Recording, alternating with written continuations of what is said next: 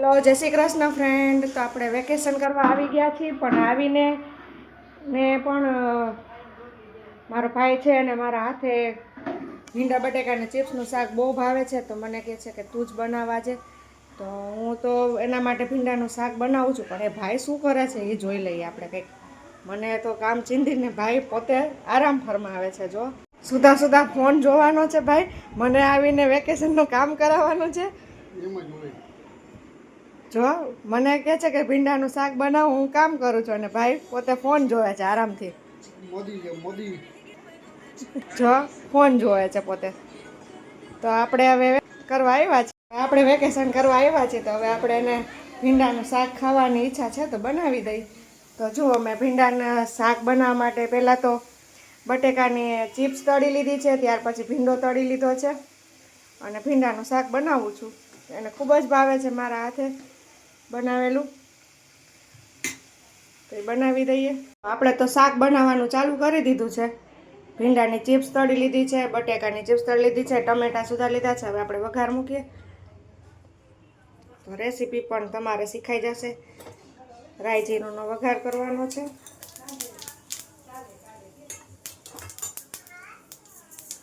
પહેલાં તો બટેકાની ચિપ્સને તળી લેવાની છે, ભીંડાને તળી લેવાનો છે, પછી ટમેટાનો વઘાર કરવાનો છે. હું ઘરેથી નીકળી વેકેશન કરવા માટે આવતી હતી ત્યારે જ મેં ઘરે મમ્મીને કીધું હતું કે હું રોકાવા જઈશ, પણ ભાઈ મારી પાસે ભીંડા બટેકાનું શાક બનાવડાવશે. જેને ભીંડાનું શાક મારા હાથે ખૂબ જ ભાવે છે, તો એ બનાવવાનું હતું. જુઓ, તો આપણે એમાં ભીંડો જે તળ્યો તો એ ભીંડાને એમાં એડ કરવાનો છે. લસણની ચટણી મૂકવાની છે અને થોડું દહીં નાખી આવી રીતે મિક્સ કરી અને તેને આપણે 5-7 મિનિટ માટે ઢાંકી અને તેના ઉપર થોડું પાણી રાખીને ચડવા દેવાનું છે.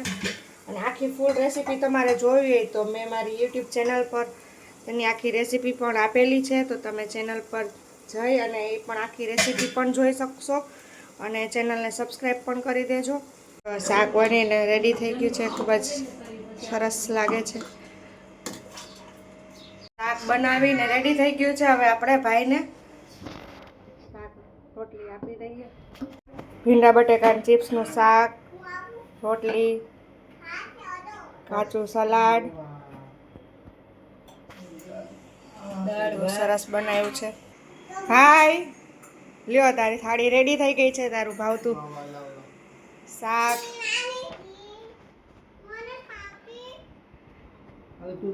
રોટલી.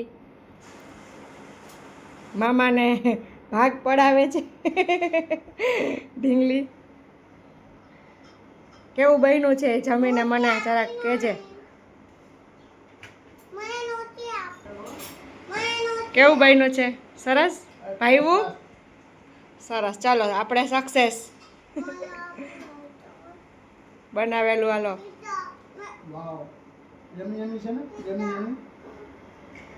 સારું હાલો. રાજવી, મામાને ભાવતું શાક આજ તો મળી ગયું છે. જો